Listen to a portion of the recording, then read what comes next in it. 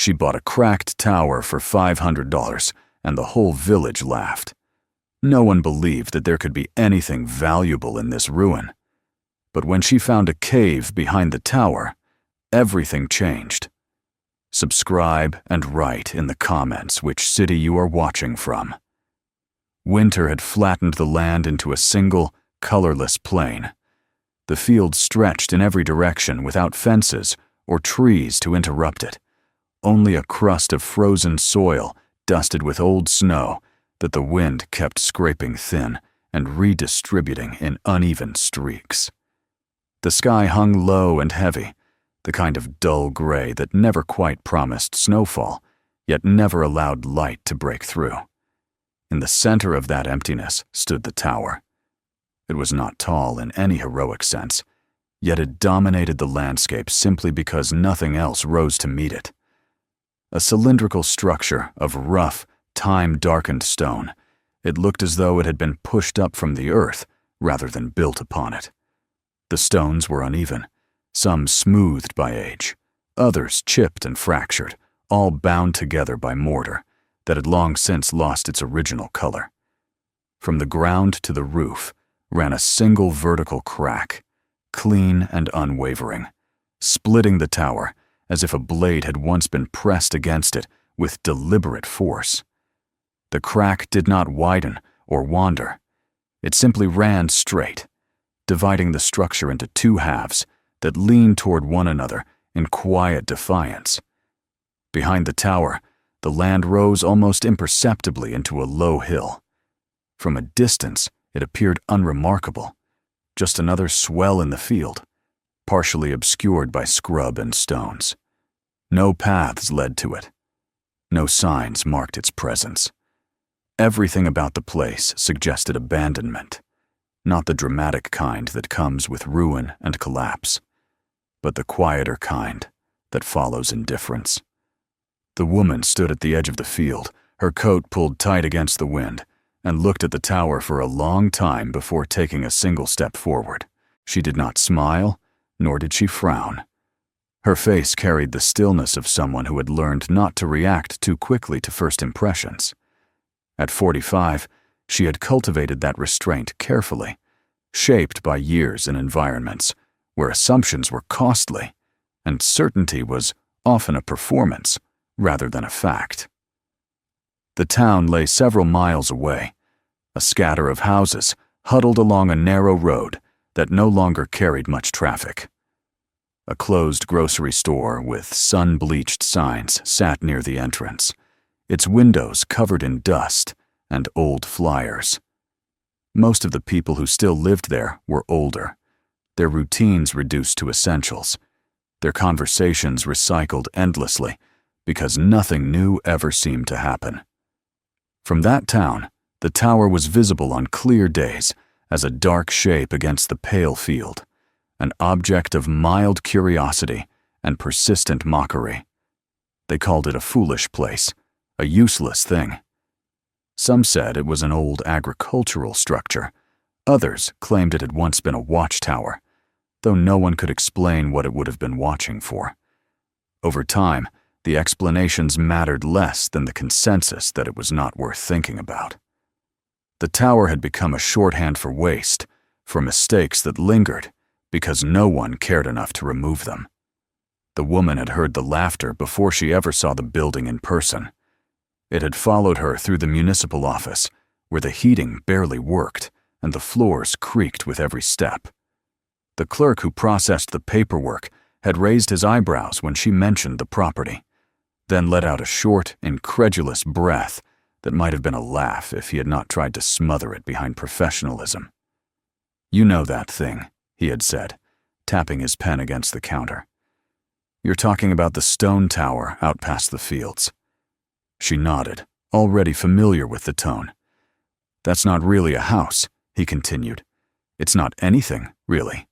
No utilities, no status, no protections, just stone and problems." She had listened without interrupting, allowing him to list the reasons as if they were part of a ritual he had performed before, even though no one else had ever gone through with the purchase.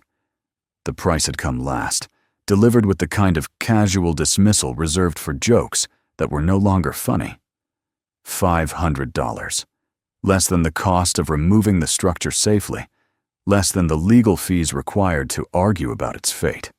The number was not an offer so much as an admission that the town wanted the tower gone from its responsibilities, if not from the land itself. She signed anyway.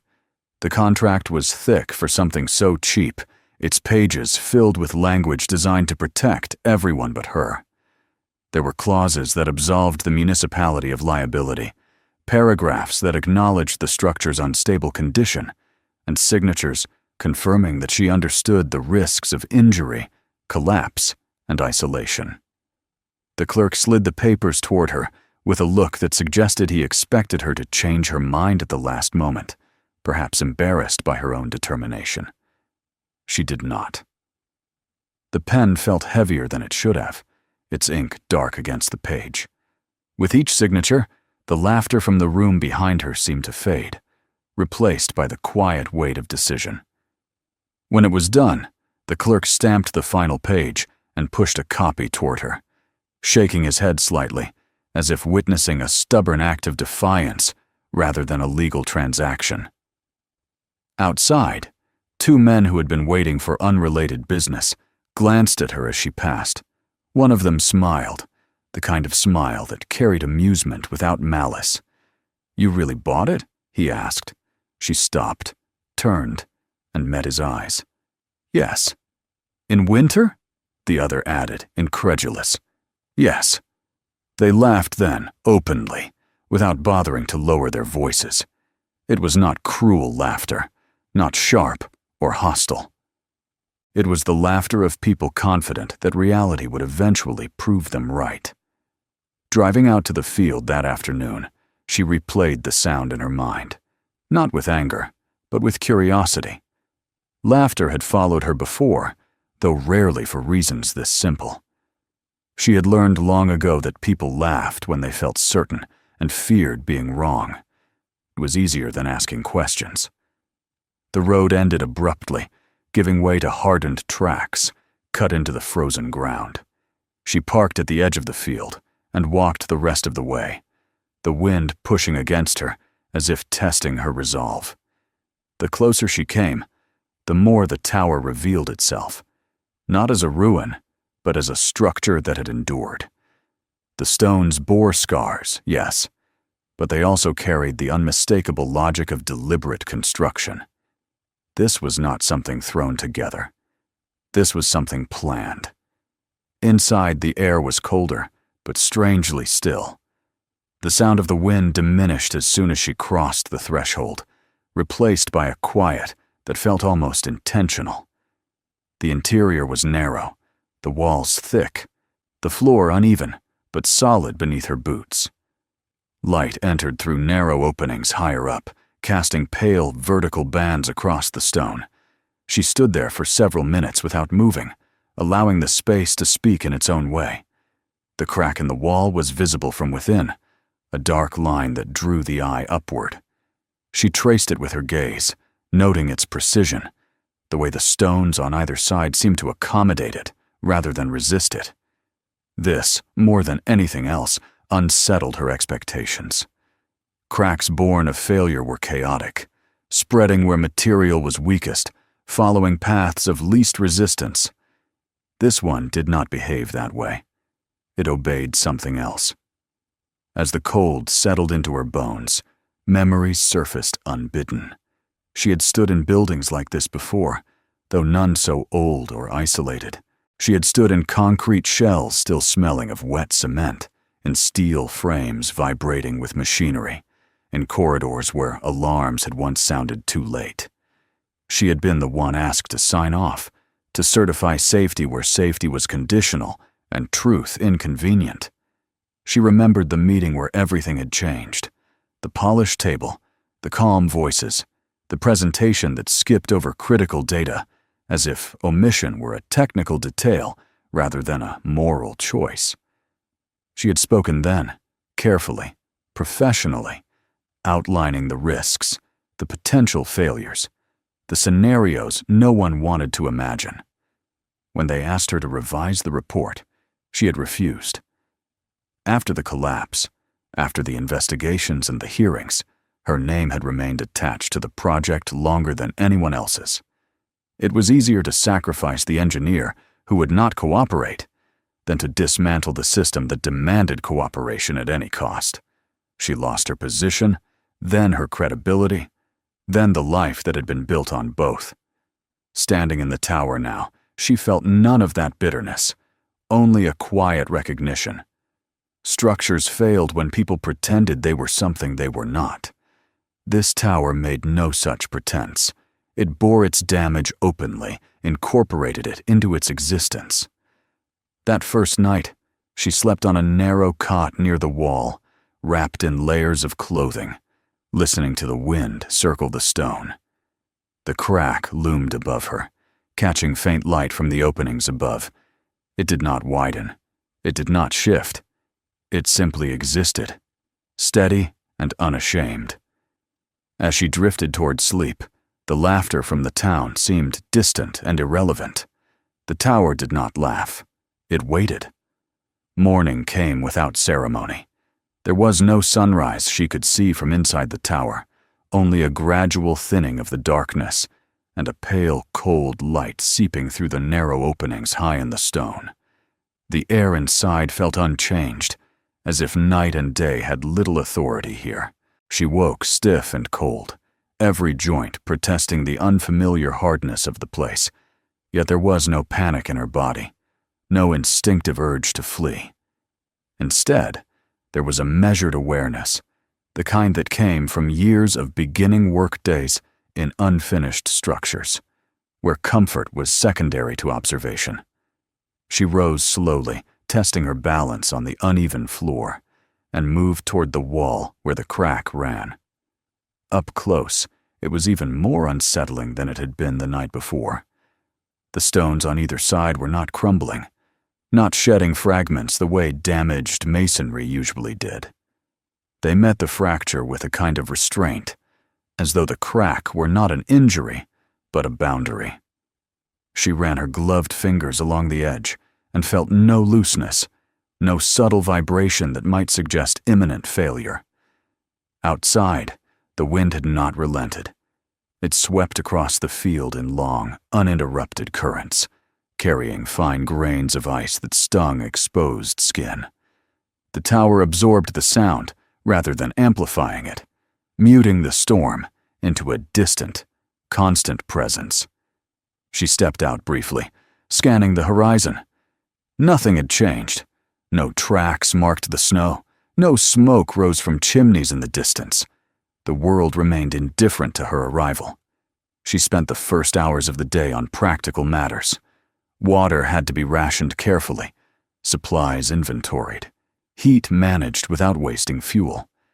Each task grounded her, drawing her attention away from abstract thoughts and toward the tangible realities of survival.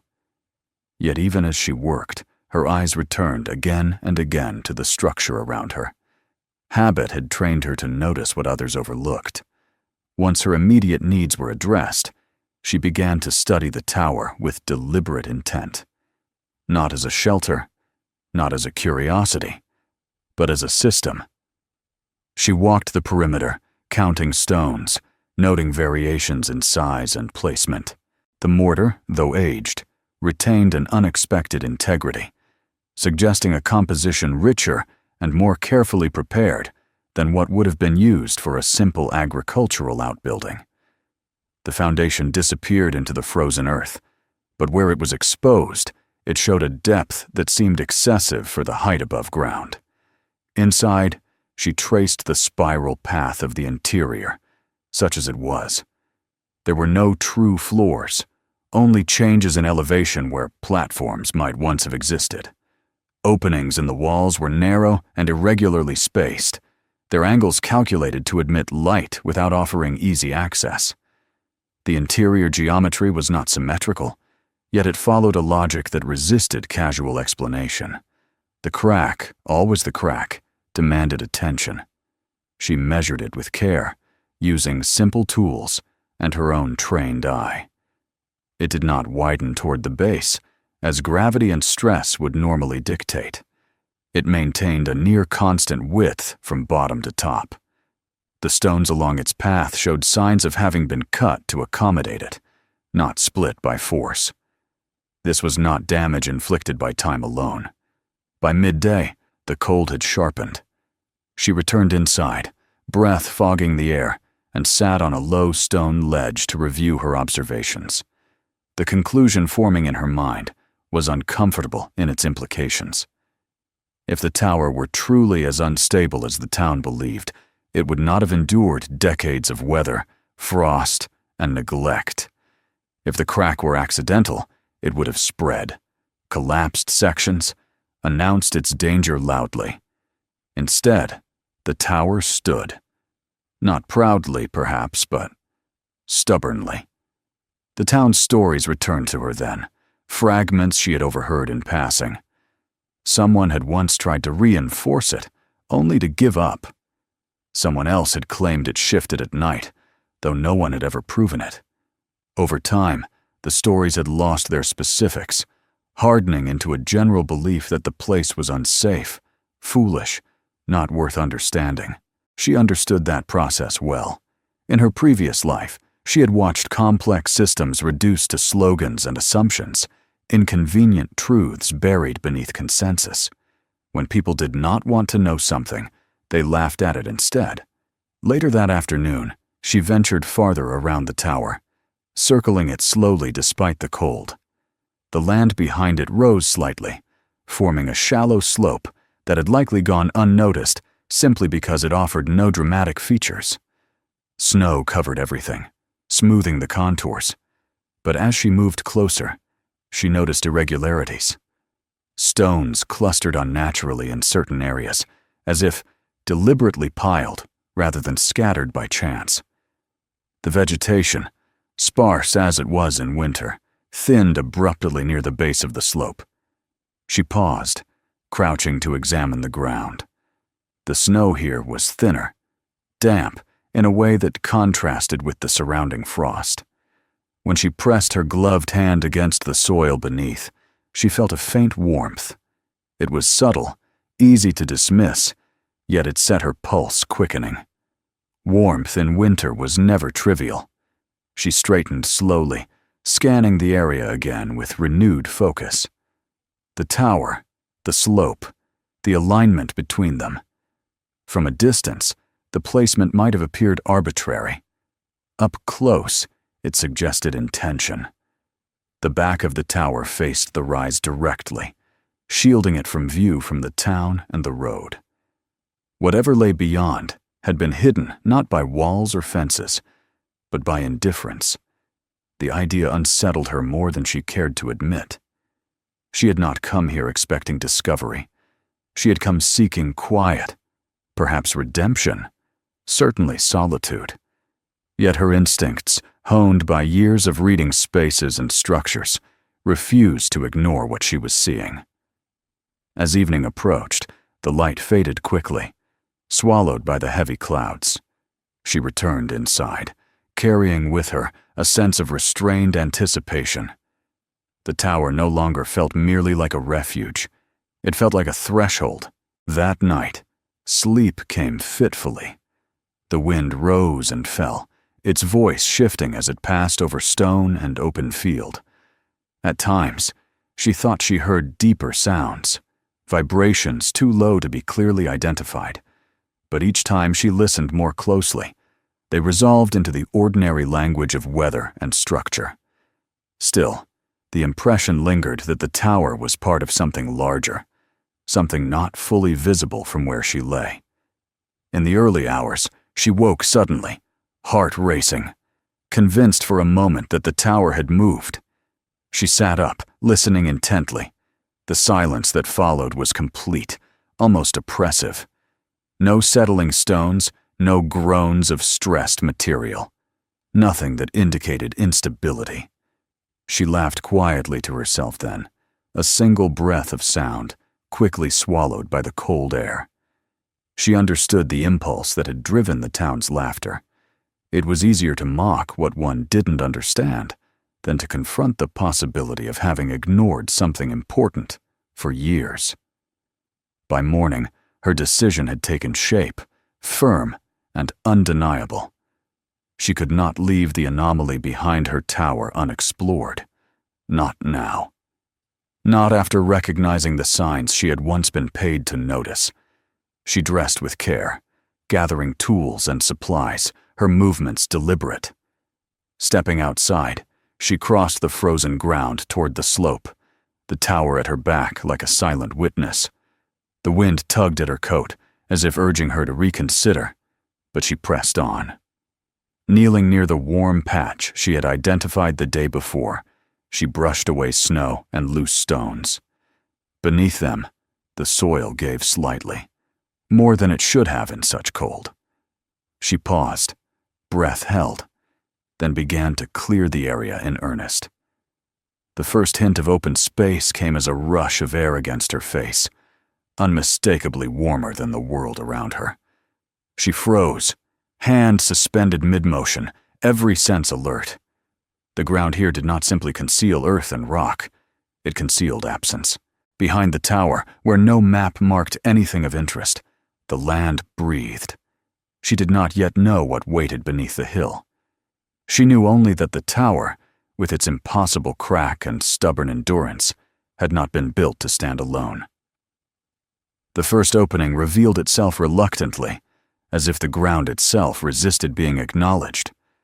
What began as a faint draft against her face soon became a narrow void between stones that had not settled naturally. She worked carefully, methodically, removing rocks one by one, mindful of the weight above her and the way frozen soil could deceive even an experienced eye. The air that escaped from the gap was unmistakably warmer, carrying a dry, mineral scent that did not belong to the open field behind the tower. When the space widened enough for her to peer inside, she stopped and let her eyes adjust. Darkness pressed back at her, dense and absolute, but it was not the kind of darkness that suggested decay or collapse. It felt contained, purposeful. She reached in with a gloved hand and felt empty space where solid ground should have been. The realization sent a quiet shiver through her, not of fear, but of recognition. She widened the opening slowly until she could crouch and step inside. The transition from open field to enclosed space was abrupt. The wind vanished at once, replaced by a stillness so complete it seemed almost artificial. Her breath echoed faintly, then was absorbed by the walls, leaving only the soft sound of her boots against compacted earth and stone. The temperature was noticeably higher, not warm but stable, a steady contrast to the biting cold she had left behind. She paused just inside the entrance, letting her senses recalibrate. The walls were close, too close for comfort, yet they felt solid beneath her touch. Running her hand along the surface, she realized the stone here was different from what she had seen above ground. It bore marks that were not entirely natural, subtle grooves and flattened planes that suggested human intervention long ago. Not recent, not crude, but deliberate. She switched on her headlamp, the beam cutting a narrow path through the darkness. The light revealed a passage that sloped gently downward, its floor compacted and relatively even. This was no random fissure formed by water or erosion alone. The angles were wrong for that. The space had been shaped, guided, improved upon. As she moved deeper, the scale of the place began to reveal itself. The passage widened gradually, allowing her to straighten from her crouch. In places, the ceiling rose high enough that her light could not immediately find its limits. The air remained dry, free of the damp chill she would have expected in a natural cave during winter. There was no dripping water, no pools collecting in depressions. Whatever this space was, it had been engineered to endure. Her footsteps slowed as she noticed the first unmistakable sign of prior human presence, a metal bracket embedded in the wall, rusted but intact. She stopped in front of it, shining her light directly on the object. The metal had been shaped to hold something, perhaps a cable or conduit, and its placement was too precise to be accidental. A few steps farther on, she found another, then another, spaced at regular intervals along the passage. The realization settled over her gradually. This was not a cave discovered and abandoned by chance. This was a place that had been used, maintained, and then deliberately forgotten. She thought of the tower again, its position relative to the slope, the way it shielded this area from view. The crack in its wall came back to her mind, that perfect vertical line that defied the randomness of decay. A structure above ground, a controlled void below. The connection between them was no longer a vague suspicion, but a growing certainty. The passage eventually opened into a larger chamber, and she stopped short at the threshold, breath-catching despite her efforts to remain calm. The space before her was expansive, its dimensions far exceeding what she would have expected from the modest rise of land above. The floor was level, the walls reinforced in places with stonework that blended seamlessly with the natural rock. Along one side, she spotted the remnants of what might once have been tracks, narrow grooves worn into the ground, suggesting the movement of equipment or materials. She walked slowly along the perimeter, her light tracing the contours of the chamber. Here, more than anywhere else, the sense of purpose was unmistakable. This space had been designed to hold activity, not merely to exist. The absence of debris struck her as particularly telling. If the site had been abandoned hastily or violently, traces of that moment would remain. Instead, everything suggested an orderly withdrawal. The silence weighed on her as she stood there, aware of how far she was from the surface, from any immediate help. The thought did not frighten her, but it sharpened her focus. She had learned long ago that fear wasted energy better spent on awareness. Moving farther into the chamber, she noticed faint markings on the stone near one wall. They were difficult to see, faded almost beyond recognition, but when she brushed them lightly with her glove, lines emerged, forming numbers and symbols. Not graffiti, not random scratches, but technical notation. Her pulse quickened as she recognized the familiar structure of cataloging marks, the kind used in surveys and sample identification. She followed the markings to a recessed area where the wall had been cut back to form a shallow alcove. Inside lay the remains of containers, their lids rusted shut, their surfaces bearing the scars of time. She did not attempt to open them yet. The discovery alone was enough to confirm what she had begun to suspect. This place had been part of a project. She backed away from the containers and leaned against the cool stone, letting the implications sink in. A hidden underground complex, connected to a tower that had been dismissed as useless for decades. The laughter of the town echoed in her memory, not as sound, but as an attitude, a shared decision not to look too closely. Her training urged caution. Discoveries like this carried weight beyond personal curiosity. They intersected with histories, with interests that did not always remain in the past. She thought of her isolation, of the absence of cell service, of the winter roads that would make any sudden departure difficult. Still, retreat felt impossible now. Not because she was reckless, but because she recognized the significance of what she was standing in. This was not a curiosity to be mentioned casually over coffee. This was evidence of intention, of resources invested and then erased.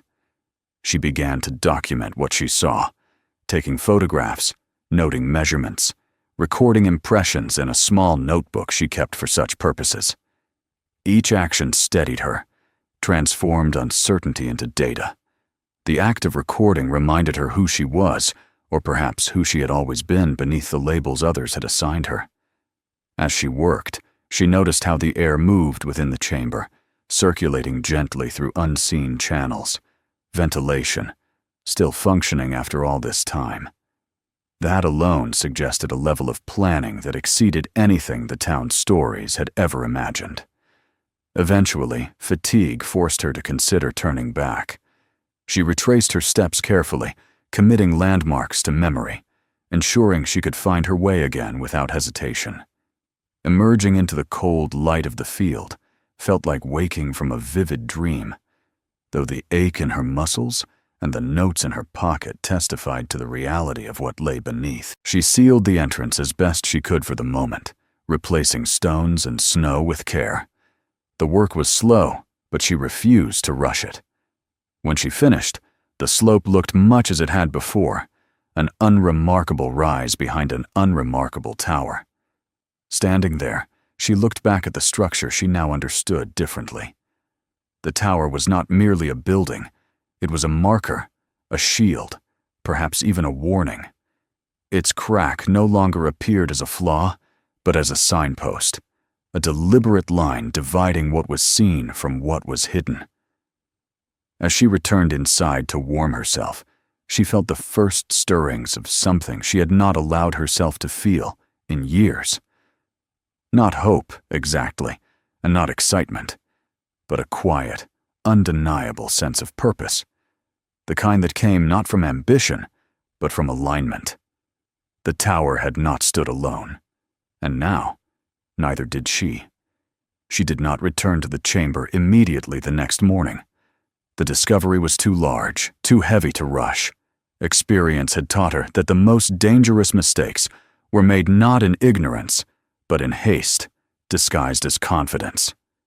Instead, she spent the early hours inside the tower, sitting near the wall where the crack divided the stone, reviewing her notes from the night before and rewriting them carefully, line by line, as if repetition might force the facts to settle into a shape she could fully grasp. The connection between the tower and the space beneath it no longer felt speculative. It felt structural.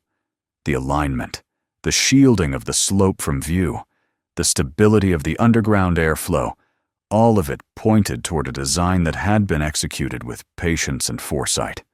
Whoever had built this place had not expected it to be admired.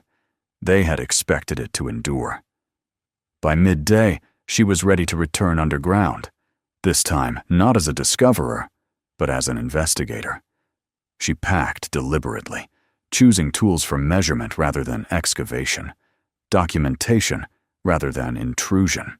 When she reopened the concealed entrance behind the tower, the same warm, dry breath of air greeted her, steady and unchanged, as if the earth itself had been waiting. Descending again into the passage, she felt the shift in her own posture. The initial awe had given way to discipline.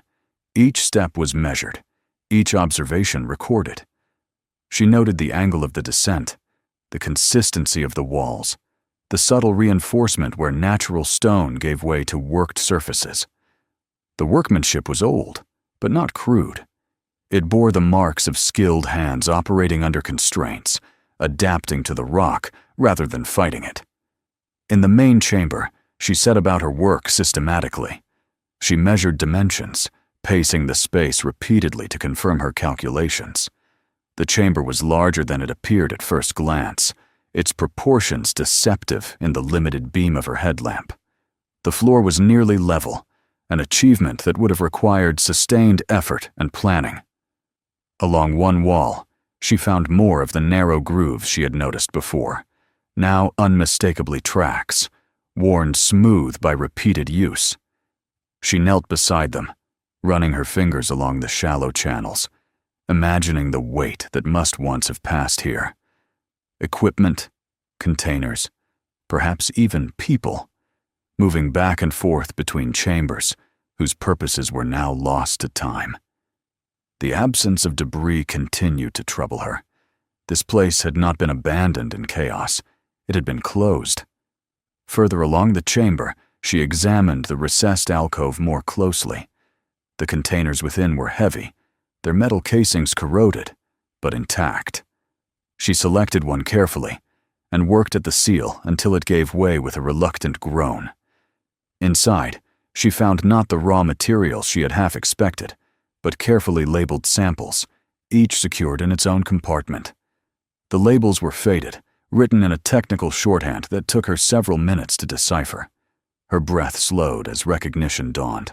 These were geological samples, catalogued according to a system she had encountered only once before, early in her career, when she had been consulted on a project that never progressed beyond the planning stage. At the time, the proposal had been dismissed as impractical, its goals too ambitious, its costs unjustifiable. She had not thought of it in years. She photographed the labels, copying them into her notebook with care. The numbering suggested a broader archive, a network of data that extended beyond this single site. Yet here, in this forgotten chamber beneath an unremarkable field, the physical evidence remained. As she continued her survey, she discovered additional markings etched into the stone, almost invisible beneath layers of dust and mineral deposits. These were not labels, but instructions, directional indicators, warnings. Their language was technical, precise, and unmistakably official. The presence of such markings removed any lingering doubt she might have had. This was not a private venture or an improvised operation. It had been sanctioned, funded, and then deliberately erased from public consciousness. The implications pressed in on her from all sides. Projects of this scale did not vanish by accident. They were buried because someone had decided they were better left undiscovered. She moved deeper into the complex, following a secondary passage that branched off from the main chamber. This corridor was narrower, its ceiling lower, forcing her to crouch at times. Here, the walls bore more signs of reinforcement, metal supports embedded directly into the rock. Some had rusted through, others remained stubbornly intact, a testament to the quality of their manufacture. At the end of the corridor, she found another chamber, smaller than the first, but more refined. The walls here had been smoothed deliberately, the floor treated to prevent dust and slippage. In the center stood a platform, its surface scarred by marks that suggested prolonged use. She stood on it briefly, turning slowly, imagining the activity that might once have filled the space. It was here that she found the most telling evidence. Along the wall behind the platform, a series of charts had been etched directly into the stone. Though time had worn them down, their meaning was unmistakable to her trained eye. These were stress diagrams, load distributions, projections of structural behavior under extreme conditions. Not mining charts, not extraction data, but something else entirely. This place had not been built solely to harvest what lay beneath the earth. It had been built to observe how structures and materials behaved under isolation, pressure, and prolonged stress. The tower above was no mere marker. It was part of the experiment. She leaned against the wall, the weight of the realization settling over her. The crack in the tower, so precise and unwavering, was not a failure. It was a feature, a controlled fracture, designed to reveal rather than conceal, to respond to forces in predictable ways. The underground complex, with its stable air and reinforced chambers, existed to monitor, to test, to endure alongside it. Her thoughts returned, unbidden, to her own past, to the reports she had refused to falsify, the data that had been inconvenient, the warnings that had been dismissed as overly cautious. She had been punished not for being wrong, but for refusing to simplify reality to suit expectations. Here, beneath the ground, she saw the opposite impulse at work. Someone had once understood complexity deeply enough to build around it, to embrace it. And then, when circumstances changed, when priorities shifted, or truths became uncomfortable, they had chosen to forget. She collected samples carefully, selecting fragments of rock from areas that showed unusual density and composition. Preliminary inspection confirmed what she had begun to suspect. These were not common materials. Their structure hinted at properties that had only become valuable decades later, with advances in technology that demanded resilience under extreme conditions. What had once been dismissed as impractical or unprofitable now carried immense potential. As she worked, she felt the familiar tension between excitement and caution. Knowledge like this was power, but it was also risk. She understood, perhaps better than most, how systems reacted when forgotten projects resurfaced. Interests awakened, narratives shifted, accountability blurred. When she finally turned back toward the entrance, her notebook was full, her camera's memory nearly exhausted. The weight she carried now was not physical, but intellectual, ethical. She was no longer merely a woman living alone in a tower. She was the sole witness to a buried truth.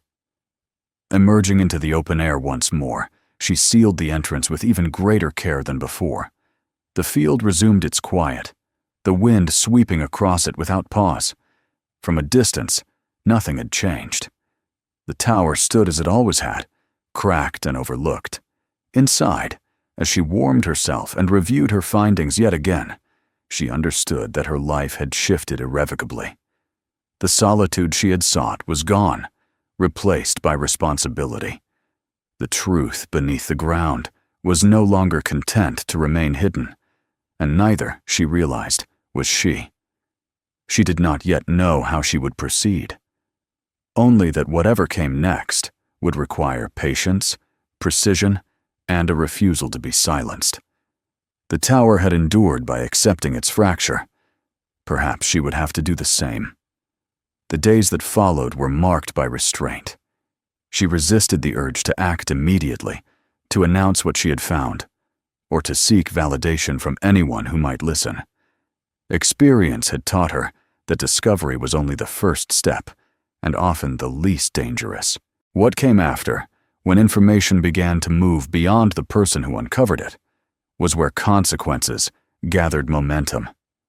Winter still held the field in its grip, but its severity had softened slightly, enough to allow travel without constant risk. She made her first trip back to town quietly, driving the narrow road with the same measured care she applied to everything now.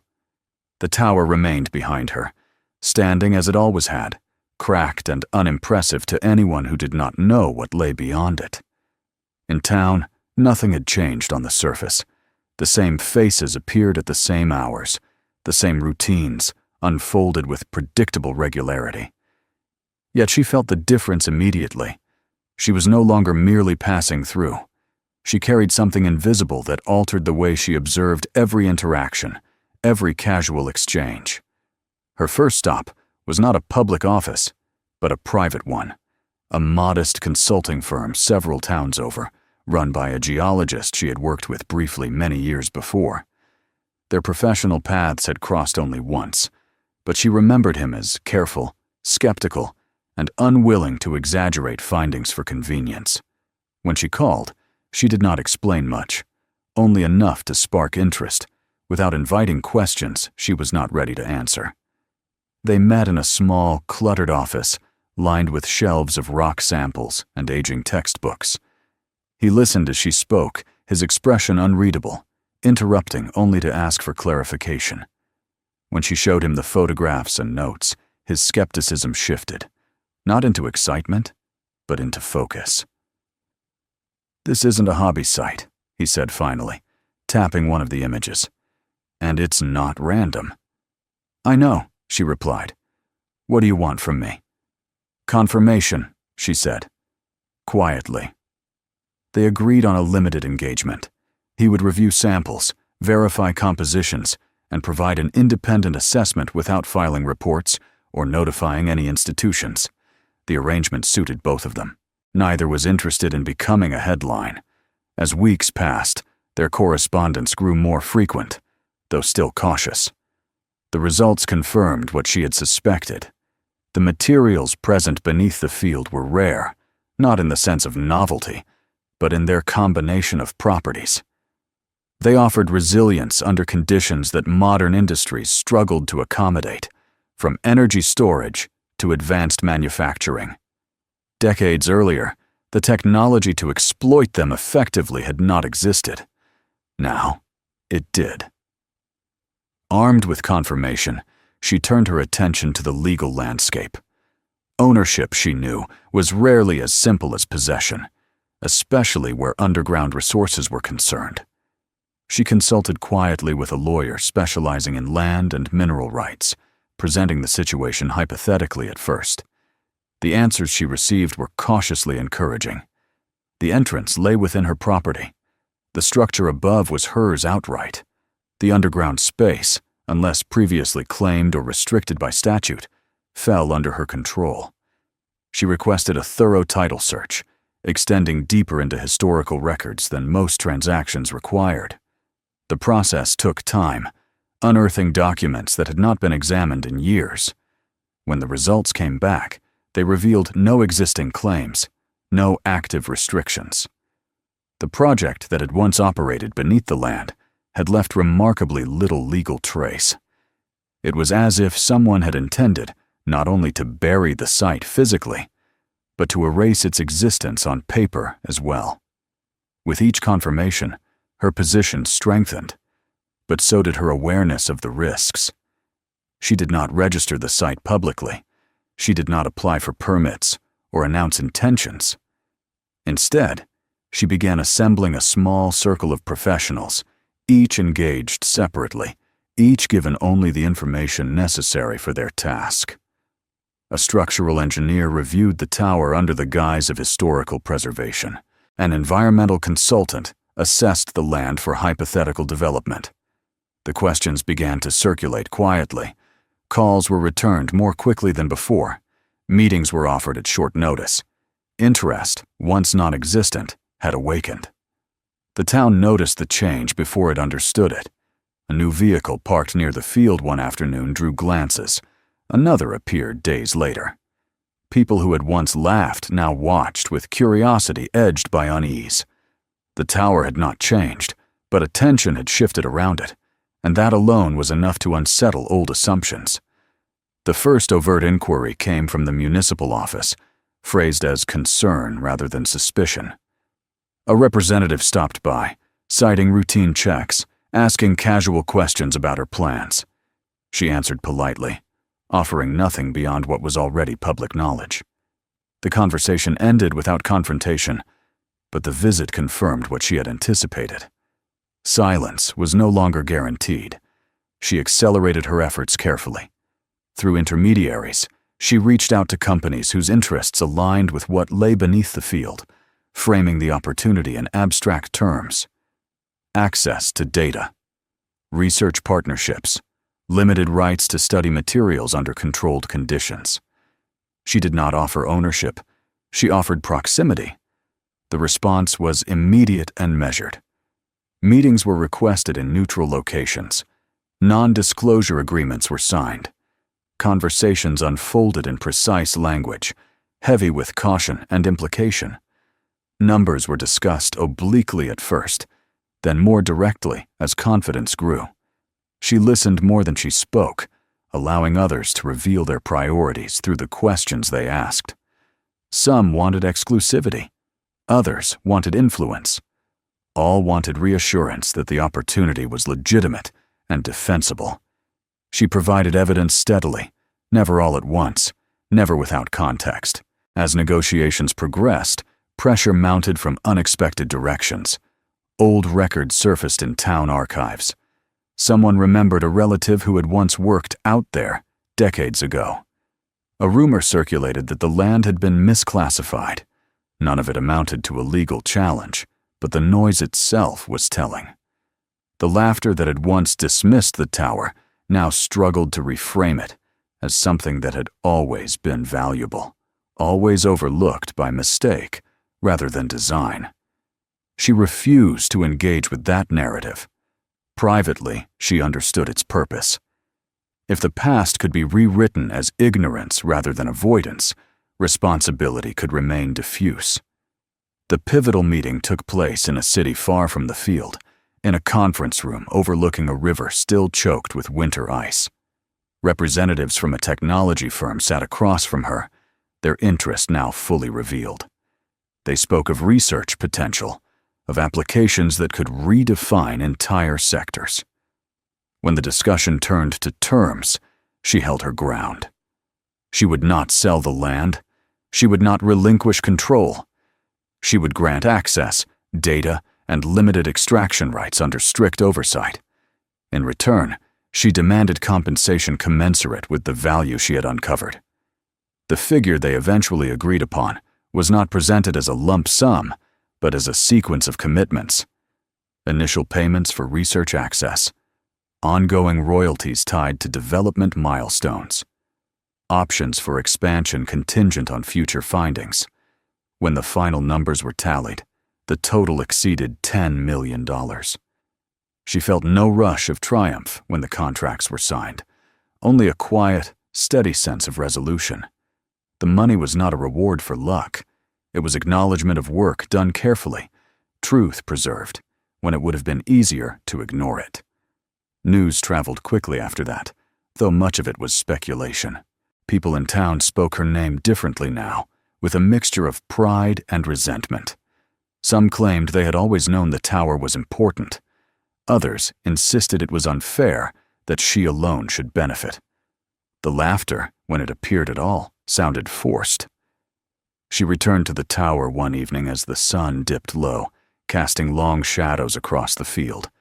The structure stood unchanged, its crack catching the fading light.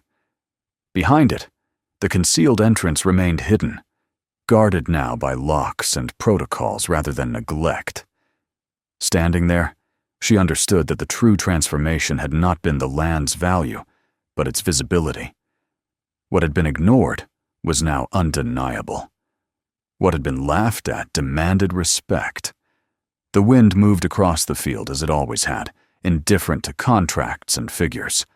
The tower absorbed it quietly. And for the first time since her arrival, she allowed herself a small, private smile, not of victory, but of alignment. The laughter had stopped, not because she had silenced it, but because it no longer made sense. Spring arrived without announcement, slipping into the field the way light slips into a room when a door is left ajar. The snow did not vanish all at once. It thinned, retreated, broke apart into dark, uneven patches that revealed the soil beneath. The wind softened, though it never disappeared entirely, and the sky began to show depth again, layers of blue and pale gray instead of a single oppressive tone. From a distance, the tower looked exactly as it had all winter, unchanged, stubborn, cracked from base to roof, like a held breath that had never been released. She returned alone. The road was easier now, the ground no longer frozen hard enough to punish every step, but she walked the last stretch anyway, leaving the car behind at the edge of the field. It felt important to cross that distance on foot, to approach the tower the same way she had the first time, when it had been nothing more than a cheap structure everyone laughed at. The field smelled different now, damp and alive, carrying the quiet signals of growth. Birds moved through the air in low, quick arcs, indifferent to the history buried beneath their wings. She stopped a few paces from the entrance and looked up. The crack caught the sunlight, a pale line against the dark stone, neither widened nor diminished by the passing months. It had endured the winter storms, the shifting temperatures, the vibrations of activity beneath and around it. It stood as it always had, not despite its fracture, but with it. Inside, the tower was colder than the air outside, holding on to winter the way stone always did. Her footsteps echoed softly as she moved through the familiar space, touching the walls as if greeting an old companion. The place no longer felt like refuge in the way it had during those first weeks, but it had not become irrelevant either. It was something else now, a marker of transition rather than isolation. She climbed slowly, stopping where the interior opened toward the narrow slits of light higher up. Dust motes drifted lazily in the beams, stirred by her movement. She could hear the field beyond the walls, the muted sounds of wind and distant life. But the tower absorbed them gently, as it always had. There was comfort in that consistency. Behind the tower, the slope had changed. What had once been an unremarkable rise was now subtly defined by order. The concealed entrance to the underground complex remained hidden from casual view, but she knew exactly where it was, where the earth breathed differently, where the warmth rose from below. Security measures were in place now, discreet and unassuming, integrated into the landscape rather than imposed upon it. There were no signs, no fences, no declarations of importance. The site did not announce itself. It did not need to. She walked the perimeter slowly, taking in the relationship between tower and land with new eyes. What had once seemed accidental now revealed its logic clearly. The tower's position shielded the slope from the road, its mass breaking the wind and drawing attention away from the subtle irregularities behind it. Even the crack, she realized, played its part, a visual distraction that invited dismissal. People saw the fracture and assumed weakness. They did not look further. She thought of the contract signed in distant offices, the careful language, the precise boundaries drawn between access and ownership. The money had moved quietly, efficiently, transforming possibilities into realities without spectacle. $10 million had appeared on paper as a sequence of commitments, milestones, and obligations, not as a sudden miracle. It had changed her circumstances irrevocably, yet standing here, she felt none of the excess often associated with such figures. The field did not care. The tower did not care. And she found that she did not care either, not in the way others expected her to. What mattered was control. Control over what was revealed and what remained protected. Control over the narrative, over the pace at which truth emerged. For the first time in years, she was not reacting to systems built by others. She was shaping one of her own. She entered the underground complex once more, moving with practiced ease through passages that had once felt foreign. The air circulation remained steady, the chambers unchanged by the months of study and limited activity. Equipment had been installed carefully, minimally, respecting the integrity of the space rather than overwhelming it. Researchers came and went under strict conditions, guided by protocols she had helped design. The place hummed with restrained purpose, never loud, never careless. Standing in the main chamber, she rested her hand against the cool stone and closed her eyes briefly. Memory surfaced again, uninvited, but no longer painful. The meetings where her concerns had been dismissed. The reports rewritten without her consent. The quiet exile that followed when she refused to cooperate. She understood now, with a clarity that surprised her, that none of it had been wasted. The skills honed in those years, the patience learned under pressure, the insistence on accuracy over approval, all of it had led her here. This place beneath the ground was valuable not only because of the materials it held, but because it represented a philosophy she recognized deeply. Someone, decades earlier, had chosen to design for reality rather than convenience. They had built for stress, for isolation, for endurance. And when the world had not been ready for what they created, the structure had been left to wait, not destroyed, not exploited prematurely. The tower had waited with it. When she emerged again into the daylight, the sun was higher, warming the stone just enough to soften its edge. She circled the tower one last time, her gaze lingering on the crack. There had been suggestions from consultants and well-meaning advisors that it be repaired, sealed, hidden. It would be easy now, they said. Funds were available, expertise abundant. She had declined. The crack remained because it told the truth. It spoke of stress acknowledged rather than denied, of damage incorporated rather than concealed. It was a reminder, not of failure, but of honesty. She had no desire to erase it. In the town, attitudes had settled into an uneasy equilibrium. Some people spoke of her with admiration now, others with quiet resentment. A few avoided the subject entirely, preferring the comfort of old routines to the discomfort of reconsideration. The tower had become a symbol again, but not the one it had been before. It no longer represented foolishness. It represented the possibility that something dismissed could, under the right gaze, reveal unexpected depth. She did not move back into the tower permanently. There were other places now, other responsibilities that required her presence.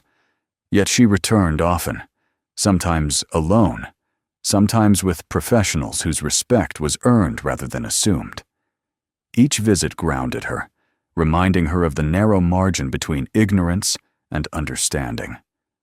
On her final walk of the day, she stopped at the edge of the field and turned back for one last look. The tower stood against the open sky, cracked and unadorned, refusing both collapse and perfection. Behind it, unseen by most, the earth held its quiet complexity, no longer abandoned, no longer forgotten. She thought of the laughter that had followed her decision months ago.